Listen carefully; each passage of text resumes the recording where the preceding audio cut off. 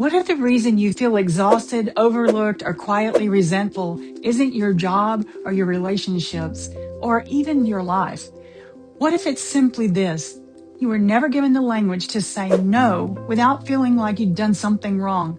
Because that's what I see in women of all ages. Not a lack of strength or self-awareness. It's a lack of words. And today, I'm going to help you fix that. Hi, I'm Dr. Linda, retired educator and nonprofit leader, and a woman in her 60s who's rebuilt her life more than once. Here's what you need to understand about yourself. You're not bad at boundaries. You're loyal to a version of yourself that kept the peace. And that version worked for a long time. She kept things smooth. She made sure the people around her were comfortable. And she paid for that comfort with her energy, her voice, and sometimes her sense of self. But somewhere along the way, being kind turned into being overextended. Being helpful turned into being expected. And being selfless turned into slowly disappearing. This is not a character flaw. This is conditioning. Here's where it always breaks down. Not in the planning, not in the intention. It breaks down in the moment. When someone's standing right in front of you, looking disappointed or surprised, and your nervous system fires a quiet warning. Fix this. Smooth this over. Don't let them be upset. And in that moment, most women reach for what they were trained to reach for. A yes they didn't mean, an apology they didn't owe, a 10-minute explanation for a decision that required none. Today, we're giving you something different to reach for. But first, I need you to hear one thing clearly. You cannot control how someone responds to your boundary. You can only control how you hold it. And when someone pushes back, that's not a sign you said the wrong thing. That's a sign they're used to the old version of you. So let's give them something new to get used to. Okay, script 1 is the pause. I'll need to think about that and get back to you. This one sounds almost too simple until you try it in the moment when someone's looking at you, waiting for an answer, and every instinct you have is pushing you toward an immediate yes. Because we've been conditioned to respond instantly, as if pausing means weakness, as if hesitation means we don't care enough. But here's the truth. The pause isn't a stall. The pause is a decision. It's the moment you stop giving people your automatic yes and start giving them your actual answer.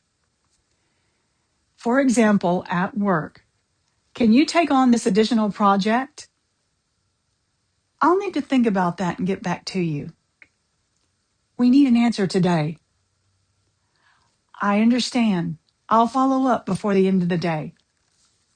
At home, can you host a family gathering this year? I'll need to think about that and get back to you. I'll let you know tomorrow. No explanation, no apology, just a pause and a commitment to respond honestly. The pause prevents you from immediately committing to something in the moment. Script number 2. I don't have the bandwidth for that right now. This one shifts the frame entirely. Instead of a personal no, it's a practical truth. It removes the guilt from the conversation and puts the reality of your capacity in. For example, at work, can you stay late this week to help finish this? I don't have the bandwidth for that right now. We're really behind. I understand, and I'm at capacity. A personal example. Can you help me move this weekend? I don't have the bandwidth for that right now. It would mean a lot. I get that. I just can't take it on right now. No negotiation, no over-explanation, just the truth delivered calmly. Script number 3 is, I can't commit to that, but I hope it goes really well. This one is for situations where you genuinely care about the person and you still can't say yes. The gentle no does 2 things at once. It honors the relationship and it honors your limits. It's not cold. It's not dismissive. It's kind without being available. At work, would you be willing to join this committee? I can't commit to that, but I hope it goes really well. Oh, you'd be a great fit. Thank you. I just can't commit right now. Personal. Do you want to sign up for this volunteer group with me? I can't commit to that, but I hope it goes really well. Are you sure? I am, but I appreciate you thinking about me. Now we've covered 3 scripts, and they all share one thing. They soften the boundary, they make the no easier to hear, and they preserve the relationship in the delivery. And those are real skills. They matter. But what I'm about to share is different. Script number 4 offers nothing to soften, no explanation, no redirect, and no warmth to hide behind. And it's the most powerful sentence in this entire video.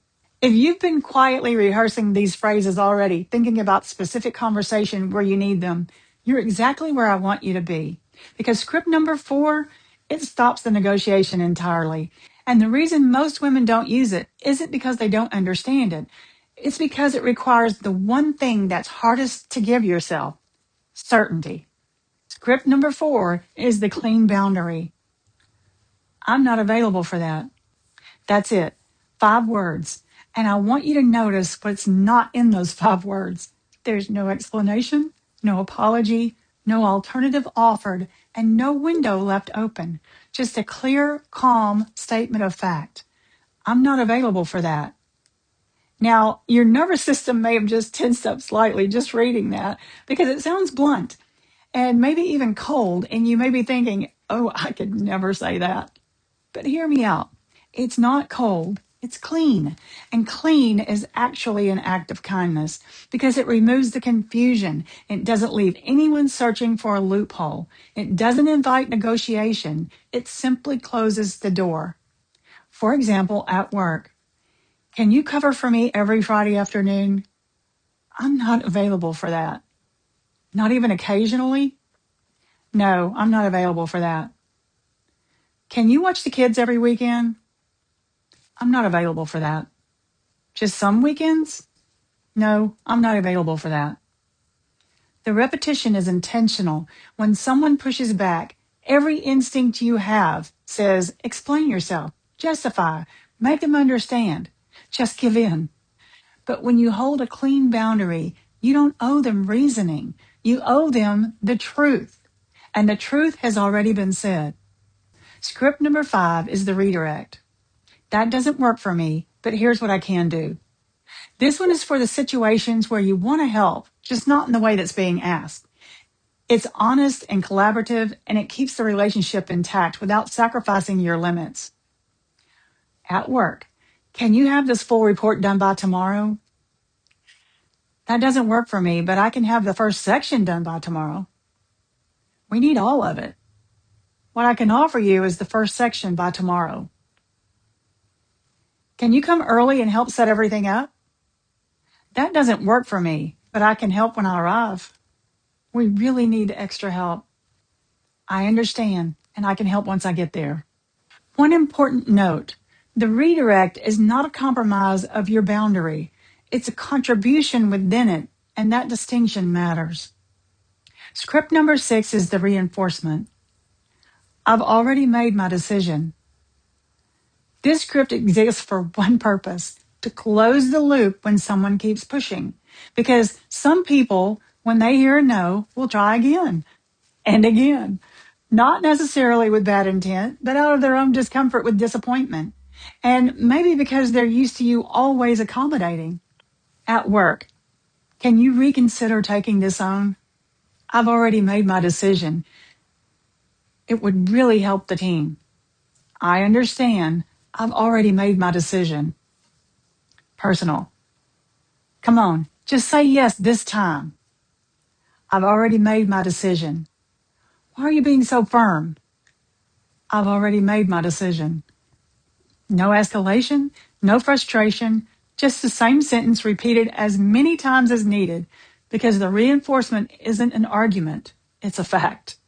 Script 7 is the silence. This script has no words.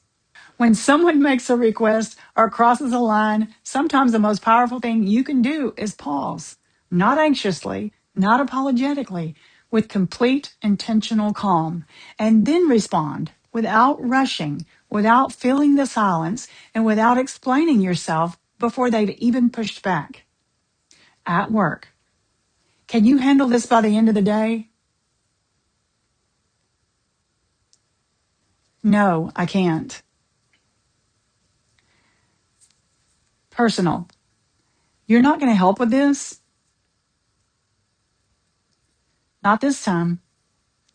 The silence communicates something that words alone never can. That you're not scrambling for permission, that you're not waiting for them to be okay with your answer, that you have arrived at your response and you're completely at peace with it. Okay, I want to know which of these 7 do you need most right now? Is it the pause, the clean boundary, the reinforcement, or is there someone in your life you've been wishing you had the words for and one of these scripts is actually it? Leave the number in the comments or describe the situation vaguely if you want to, because you're not the only one watching this with a specific conversation in mind. And sometimes just naming it's the first step to using it. Okay, you know I don't want you to just watch this and go back to your day. Here's what I want you to do this week. Pick one script and one conversation where you've been putting off saying the honest thing. You don't need to rehearse it endlessly. You don't need to feel completely ready. You just need to decide that this time you're going to respond differently. And when the moment comes, let the script do its job. Be calm, hold your tone, and remember, you can't control how someone else responds to your boundary. You can only control how you hold it. Because you've already spent enough time finding words to protect everyone except yourself. This week, find the words that protect you too. So if any of these scripts landed, and especially if boundary script number 4 made you pause, I want you to take one more step today. Because knowing the language is one thing, but knowing where you are in this process and what you need most right now, that's what actually moves you forward. I've created a short next chapter quiz that shows you exactly where you are in your reinvention right now. It takes about 5 minutes, and the clarity it gives you is the difference between knowing what to do and actually doing it. Once you've taken the quiz, I'd also encourage you to download the free Reinvention Roadmap. It's a practical guide for exactly this kind of work. Both are in the description below. Start with the quiz and let the roadmap show you what to do next. Okay, before you go, I need to tell you something about the next video, because once you start using these scripts, something interesting happens. The no gets easier, the boundary holds, and the conversation changes, and you may feel something you didn't expect. Not just relief, but a little bit of grief as well. Because when you stop saying yes to everything, you also start feeling the full weight of how long you did. And underneath that grief is a question most women eventually reach and rarely let themselves sit with. What about the life I thought I'd have by now? Not just the commitments you carried too long, and not just the conversations you've been avoiding. The whole story, the one you imagined in your 20s and 30s, about who you'd be, where you'd live, what you'd have built, what your life would look like, and how different things would feel by now. And the grief and the gap between that story and this one is real, and it deserves more than a moment. In the next video, I'm going to walk you through exactly how to release that story, not by erasing it or pretending the gap doesn't hurt, but by something far more powerful, letting it go. And here's the message that video begins with. If your life hasn't turned out the way you imagined, that's okay. You're human, and sometimes life unfolds in ways we never saw coming. That video drops on Thursday, so be sure and subscribe so it comes straight to you. Don't waste your time trying to be who you were in your 20s and 30s. Be who you are now.